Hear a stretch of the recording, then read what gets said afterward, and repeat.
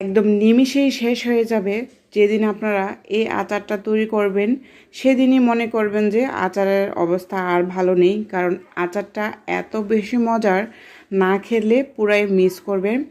সবসময় তো আপনারা নর্মালি আচার তৈরি করেন, তবে আমার মতো করে একদিন তৈরি করে দেখবেন ঘরের সবাই, এবং কি এই আচারটা সব আচারের চাইতে একটু হলেও ভিন্ন মনে হবে। চলুন আজকে কাঁচা আমের আচারের রেসিপিটা শুরু করে দিচ্ছি। আমি আমগুলো আগে থেকে কেটে নিয়েছি। এখানে 500 গ্রাম আমের রেসিপি শেয়ার করছি। তো আমগুলো আমি আমার পছন্দ মতো সাইজ করে কেটে নিয়েছি, উপরে সিলকাটা সহকারে। এবার আমি বেশি করে তেল দিচ্ছি না, প্রথমে আমি অল্প তেল দিচ্ছি, হাফ কাপের মতো সরিষার তেল, আর বাটা রসুন দিয়েছি এখানে। তারপর আমি আবারও একটু তেল দিয়ে দিয়েছি। এখানে মোট আমি 1 কাপ পরিমাণে সরিষার তেল দিয়েছি 500 গ্রাম আমের জন্য। এখানে বাটা রসুনটা 1 টেবিল চামচ দিয়ে তারপর তেলের মধ্যে ভালো করে 2-1 মিনিট ভেজে নিচ্ছি, যাতে করে রসুনের যে কাঁচা একটা স্মেল থাকে সেটা চলে যায়।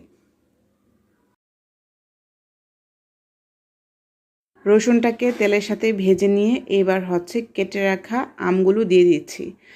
আমের হালকা একটু শক্ত আঁটি বেঁধেছে, যেহেতু আমের সিজন এখনও ভালো করে আসেনি, তাই আমি আমও পেয়েছি সামান্য আঁটিযুক্ত আম। তো আমগুলোকে আঁটি সহকারে কেটে নিয়েছি, কারণ আঁটি সহকারে আমের আচার কিন্তু খেতে বেশ মজার। আমগুলো দিয়ে তেল আর রসুনের মধ্যে 2 মিনিট ভেজে নিচ্ছি। অবশ্যই তেল আর রসুনের মধ্যে আমগুলোকে 2-1 মিনিট ভেজে নেবেন, এতে করে কিন্তু আচারের স্বাদটা একদম ডাবল আসবে।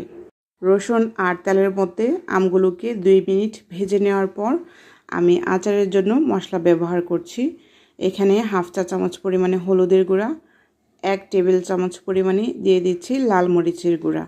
এবার মরিচের গুঁড়া আর হলুদের গুঁড়া দিয়ে আবারও 1 মিনিট ভেজে নিচ্ছি। খেয়াল রাখুন, প্রত্যেকটা উপকরণ দেওয়ার সাথে সাথে কিন্তু আমি একটু একটু করে ভেজে নিচ্ছি। 2-1 মিনিট করে প্রত্যেকটা উপকরণ দেওয়ার সাথে সাথেই ভেজে নিলে মশলাগুলো একদম আচারের ভিতর পর্যন্ত ঢুকবে, এতে করে আচারটা খেতে বেশ মজা হয়। আচারের মধ্যে এই পর্যায়ে কোনো পানি ব্যবহার করব না। আপনারা না টেনে পুরো রেসিপিটা দেখার চেষ্টা করুন, এই ক্ষেত্রে কিন্তু আপনারা অনেক কিছুই বুঝতে পারবেন। এবার আমি চিনি ব্যবহার করছি। চিনিটা আমি আমার স্বাদ মতো ব্যবহার করছি। 500 গ্রাম আমের জন্য আমি এখানে 1 কাপ পরিমাণে দিয়েছি চিনি। চায়ের কাপে মেপে, ছোট চায়ের কাপে মেপে 1 কাপ পরিমাণে চিনি ব্যবহার করেছি, আর স্বাদ মতো লবণ দিয়েছি। এবার চিনি আর লবণ দিয়ে ভালো করে আবারও ভেজে নিচ্ছি। একদমই পানি ব্যবহার করব না যে তা না। পানি ব্যবহার, অনেকেই বলেন যে আচারে পানি ব্যবহার করা যাবে না, এটা সম্পূর্ণই ভুল। এই পর্যায়ে আমি সামান্য পরিমাণে পানি ব্যবহার করব, যাতে করে আম, চিনি আর যে মশলাগুলো দিয়েছি সেগুলো ভালো করে মশলাটা কষানো হয় আমের ভিতরে। এতে করে দেখবেন যে প্রত্যেকটা মশলা আমের ভিতর পর্যন্ত প্রবেশ করবে।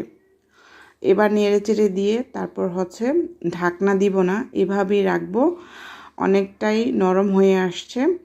এবার আমি এখানে আরেকটু স্পেশাল করার জন্য মশলা ব্যবহার করব, বেশি নাড়াচাড়া করব না। এখানে আমি 5 ফোড়ন দিয়েছি।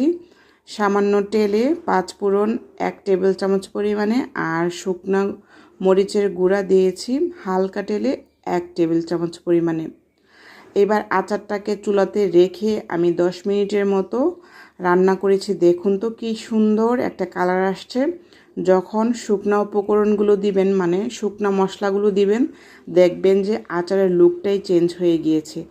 আমি আরও কিছুক্ষণ সময় ধরে চুলাতে রাখবো, যাতে করে আমার মনের মতো সুন্দর একটা কালার আসে। আর আমি যে আচারটা তৈরি করেছি এটাতে কোনো প্রকার ভিনেগার ব্যবহার করব না। এই আচারটা আমি 1 মাসের মধ্যে খেয়ে ফেলবো। তো 1 মাসের মধ্যেও কিন্তু এই আচারটা ভালো থাকবে আশা করি। তো আপনারা যারা অনেক সময় ধরে আচারটা সংরক্ষণ করে খেতে চান, তারা কিন্তু ভিনেগার ব্যবহার করতে পারেন।